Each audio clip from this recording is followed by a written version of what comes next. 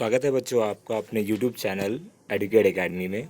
मैं गौतम प्रसाद और आज का जो हमारा जो टॉपिक है फेडरलिज्म्स, CBSE क्लास 10th वालों के लिए सिविक्स का चैप्टर 2। तो फेडरलिज्म्स को आज हम समझेंगे किस तरीके से ये होता क्या है, इस सिस्टम्स में किस तरीके से जो पावर है वो डिवाइडेड होती है डिफरेंट डिफरेंट ऑर्गन्स में।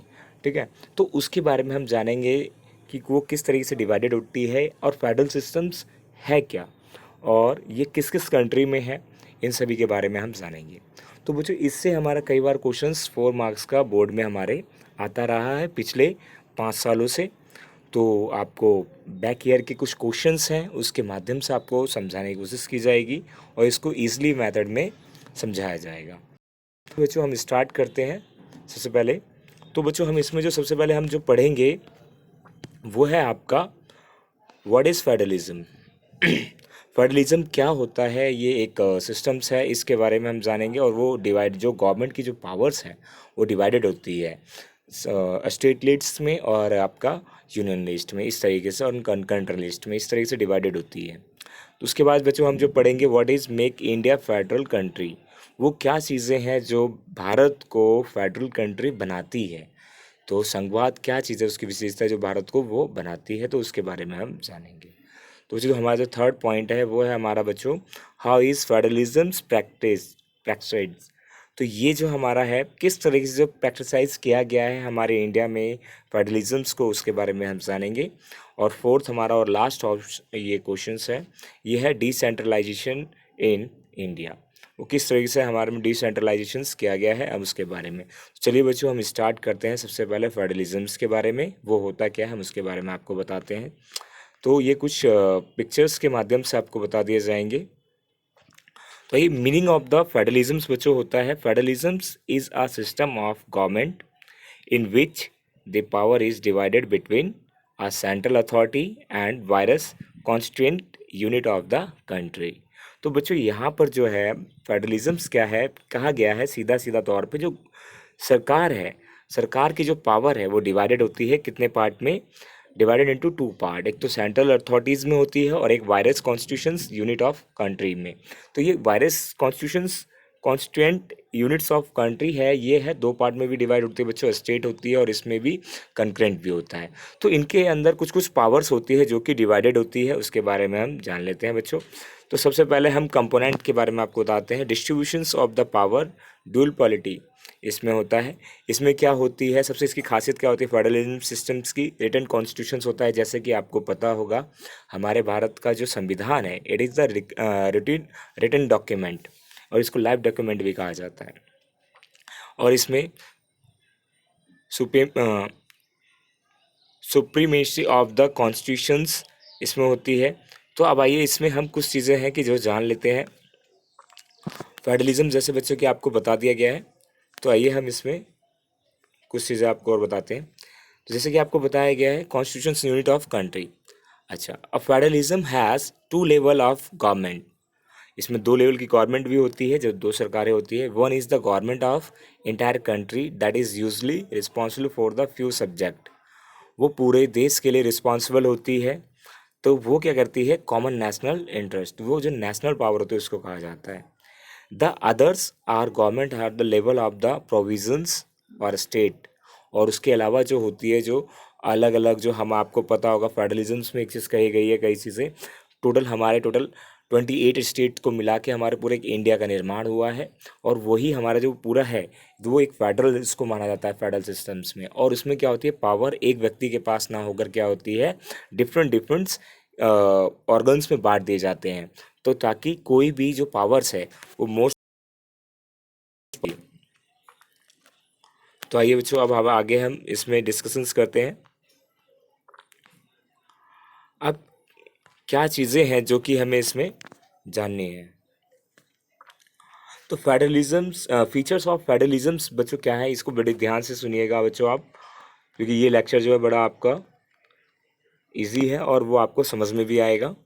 तो जो फीचर्स हैं इसके, देयर आर 2 और मोर लेवल्स ऑफ गवर्नमेंट। इसमें क्या होता है बच्चों, 2 इसके जो लेवल हैं गवर्नमेंट के वो 2 और 2 से उससे अधिक भी हो सकते हैं। ठीक है, तो ये आपको यहाँ पे आप देख रहे हो किस तरीके से टू मोर लेवल गवर्नमेंट होती है। अच्छा, different tyres of the government the same citizens but each has the on jurisdictions. It specify matters of legislation, taxations and administrations. इसमें क्या होती है, देखो बच्चों, हर एक व्यक्ति के पास स्वतंत्रता होती है, ठीक है, और वो अपने न्याय पाने के लिए उसके पास स्वतंत्रता होती है, इसीलिए वो क्या करता है, काफ़ी चीज़ें वो फेडरलिज्म सिस्टम्स में होती है। एक है बच्चों हमारा jurisdictions of the respective level of the tiers of government are specified in constitutions or extends authority of each government constitutionally guarantee। और इसमें क्या होता है, जितने भी जो लोग होते हैं सभी के साथ जो जुडिक्शन होता है वो सभी के साथ न्याय होता है, चाहे वो छोटे तबके का लोग हो, चाहे बड़े हो, चाहे लोअर कैटेगरी हो, चाहे डिसलाइबिलिटीज़ वाले बच्चे हो, कुछ भी हो, सभी के लिए पूरा जो पूरी बेनिफिट्स दी जाती है। और आपको देख आपने फेडरल सिस्टम्स में एक फ़ायदा बेनिफिट्स ये क्या है, जो डाइवर्सिटी के ऊपर हम ज़्यादा बल देते हैं इस पर। तो डाइवर्सिटी क्या है, जैसे हमारे आसपास में कई चीज़ें different different languages and religious के लोग जो रहते हैं। और इसमें बच्चा एक और दे रखा है हमें, the courts have the power of the interpret the constitutions the power of the different level of government the highest court act the umpire is the disputes between the different level of government exercise their respective powers. अगर इस दोनों में जो state government है और union territory government है, जो अगर इसमें भी कुछ प्रॉब्लम होती है तो उसको सॉर्ट आउट कौन करती है, आपकी जुडिशरी। तो बच्चों हमारा जो 7th पॉइंट है, द फेडरल सिस्टम्स दस has the dual objective of the safe guard. इसमें क्या होता है, डुअल सेफ गार्ड होती है हमारी, मतलब कि जो हमारी सुरक्षा के लिए, to promote the unity of the country. और वो उसको बनाने में क्या करती है, यही चीज़ें जो कि हमारे यहाँ पर डिफरेंट डिफरेंट जो लोग रहते हैं कैटेगरीज के जो और लैंग्वेजेस बोलने वाले, इसमें क्या करती है, एकता को बनाए रखती है, मतलब कि यूनिटी को, ठीक है। अब आगे ये बच्चों, इसमें जो हम बात करेंगे आपका, अब कुछ ये हमारे पॉइंट्स हैं यहाँ पे आपको बता दिए जाते हैं। ये देखिए, तो फेडरल गवर्नमेंट है और हमारा यूनिटरी गवर्नमेंट है। अब फेडरल गवर्नमेंट के जो फीचर्स हैं देखिए क्या कहते हैं, two level of the government जो आपका है, सेंट्रल गवर्नमेंट और स्टेट गवर्नमेंट। सेकंड, इसमें ये पॉलिटिकल पावर शेयर होती है by two level of government में होती है। वहीं दूसरी जोर हम बात करें, political power held by the central government only. इसमें और स्टेट नहीं होता, ओनली वन होता है। और इसमें लेवल ऑफ गवर्नमेंट क्या होता है, सेंट्रल का ही और या तो नेशनल गवर्नमेंट के अंदर ही चलती है। एक इसमें फेडरल गवर्नमेंट में हमारा constitution is the science of the confident codified. इसमें क्या होता है, कॉन्स्टिट्यूशन इज द फ्लेक्सिबल और द अनकॉन्फाइड। एक इसमें है बच्चों हमारा two different types of the law. इसमें दो लॉ होते हैं, एक तो सेंट्रल और स्टेट लॉ होते हैं इसमें फेडरल सिस्टम्स में। इसमें क्या होता है, only the one law functions of the country, whole country, वो उसी पे सभी पूरे उसी को देश को उसी के बेस पे चलना होता है। तो आइए बच्चों, अब हम जो हमारा नेक्स्ट है, अब जो फेडरल सिस्टम्स है वो किस किस कंट्री में है बच्चों, हम उसके बारे में आपको बता देते हैं। यूनियन स्टेट्स, मैक्सिको, इंडिया अपना है, और जिसकी हम बात कर रहे हैं जर्मनी, ब्राज़ील, etc। और जो टेरिटरी जो स्ट्रक्चर्स है वो आपका है सऊदी अरब, वियतनाम सिटी, स्विट्ज़रलैंड और हमारा ग्रेट ब्रिटेन। इन सभी जगहों पर हमारा टेरिटरी स्ट्रक्चर्स, जिसमें कि एक ही लेवल की गवर्नमेंट होती है और वो पूरी पावर किसके पास होती है, नेशनल के पास होगी या तो सेंट्रल के पास होगी। लेकिन फेडरल के सिस्टम्स क्या है, इसमें दो चीज़ होगी, स्टेट्स और नेशनल, या तो फिर आपके यूनियन कह लीजिए आप। ये कुछ हमारा comparative federalism in India, states और नेशनल पावर्स में क्या होती है, पार्टनरशिप्स होती है, उसके कुछ वर्क होते हैं, तो वो आपको बताए जाएंगे।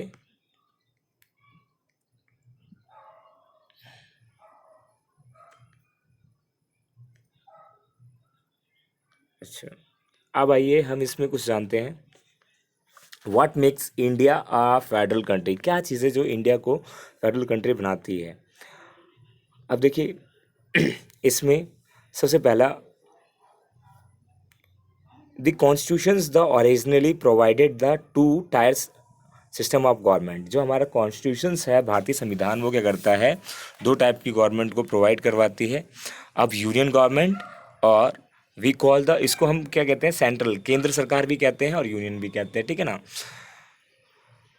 और दूसरी जो हमारी है, एक सेंट्रल भी कहते हैं बच्चों इसको, एक हमारा क्या है इसमें, स्टेट गवर्नमेंट, ठीक है। और बाद में इसमें एक और जो आती है, पंचायत और म्यूनसिपल्स।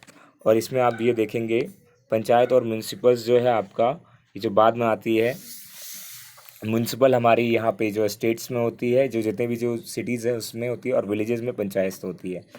तो इसमें जो यूनियन लिस्ट है, union government and the state government this as the contains three list में इसको बांट दिया गया है। सबसे पहले जो हम पढ़ेंगे यूनियन लिस्ट के बारे में। अब यूनियन लिस्ट में क्या क्या चीज़ें आती हैं, इन्वॉल्व क्या क्या चीज़ें इसमें, क्लासिफिकेशन इसमें क्या क्या चीज़ें हैं उसके बारे में जानते हैं। इसमें बच्चों कुछ चीज़ें ऐसी है जो इंक्लूड्स है subjects national importance such as the defence, इसमें डिफेंस होगा, इसके अंदर आते कुछ वर्क हैं। और इसमें फॉरेन अफेयर्स, बैंकिंग जितनी भी है वो इसी में आती है। कम्युनिकेशंस जो हम बात करते हैं वो सारी चीज़ इसी में आती है। करेंसी, मुद्रा, मुद्रा भी हमारी इसी में आएगी। तो the union government alone can make the law relating the subject mentioned in the union list, जो उसके अंदर जितने भी जो वर्क आते हैं वो उसी के ऊपर क्या करती है, लॉ बनाती है और उसी को कानून बनाती है। अब सेकंड आते हैं, हमारी सेकंड लिस्ट है जो वो है हमारी स्टेट लिस्ट। अब स्टेट लिस्ट क्या करती है, contain subjects of the states local importance such as police. अब पुलिस इसके अंडर में आएगी, स्टेट्स के अंदर में आती है ट्रेड, और बच्चों कॉमर्स, एग्रीकल्चर जो है इसी में आएगी बच्चों। तो कुछ चीज़ें हैं जो कि हमें इसमें देखने को मिलती है। अब जो हमारी जो थर्ड लिस्ट है बच्चों, हम उसके बारे में पढ़ लेते हैं। ये हमारा कंकरेंट लिस्ट। तो बच्चों कंकरेंट लिस्ट में क्या क्या चीज़ें होती है, देखो, the common interest to both of the union government as well as the state government such as the educations union, और आपके जितने भी जो दोनों हैं, both union and state government can make the law. इसमें कंकरेंट में क्या है, दोनों ही मिलकर इसमें लॉ बना सकते हैं। तो ये चीज़ें क्या है कि भारत को क्या बनाती है, मेक फेडरल कंट्रीज बनाने में इसकी हेल्प करती है। तो आपने देखा यहाँ पे, there are the some units of the Indian union enjoy very little power, और इसमें क्या करते हैं, लोग वह इन्जॉय भी करते हैं, किसी को कुछ हार्ड नहीं लगता। तो this sharing of the power between the union government and a state government the basic structure of the constitutions, it is not easy to make change power sharing arrangement। तो यही चीज़ आपने देखा किस तरीके से लोग वाग, अब इसमें क्या होता है, हर एक चीज़ का वर्क क्लासिफिकेशन कर दिया गया है। तो अब आइए हम नेक्स्ट टॉपिक पे पढ़ते हैं, ये आपको पता चल गया होगा बच्चों। तो आगे आगे आइए, अब हमारा है डिसेंट्रलाइजेशन इन इंडिया। अब जो डिसेंट्रलाइजेशन है बच्चों, वो किस तरीके से हमारे इंडिया में है, वो उसके बारे में हम जानते हैं।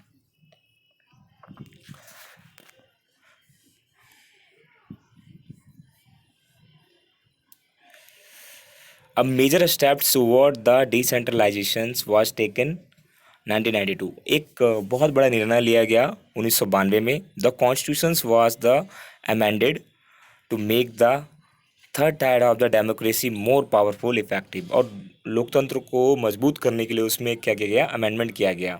और अमेंडमेंट वो क्या था, संशोधन बच्चों, जैसे कि जितने भी हमारे आर्टिकल्स होते हैं उसमें चेंजेस होना, तो रूल्स में, तो वो चीज़ किए गए, ये आपका दिया गया है।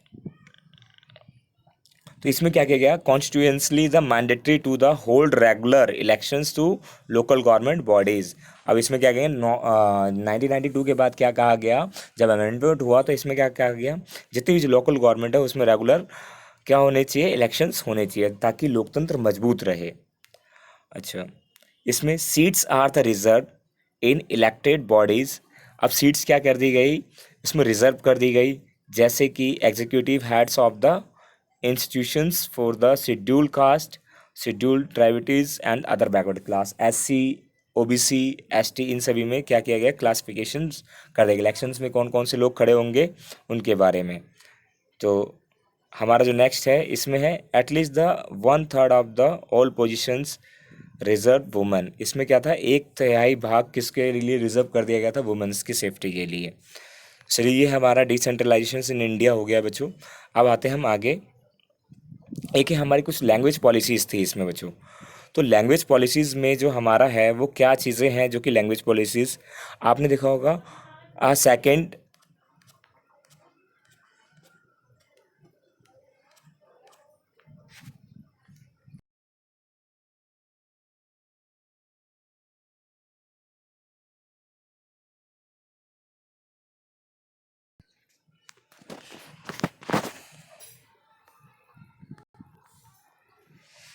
अब लैंग्वेज पॉलिसीज है a second test of the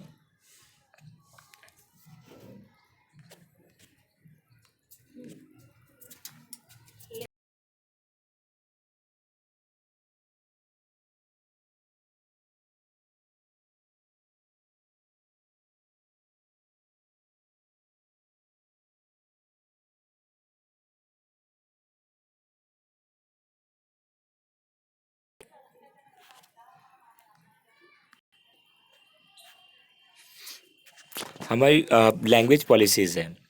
तो हमारी जो लैंग्वेज पॉलिसीज़ में जो मतलब कि भाषा के आधार पर किस तरीके से पॉलिसीज़ बनाई गई है, तो हमारे जो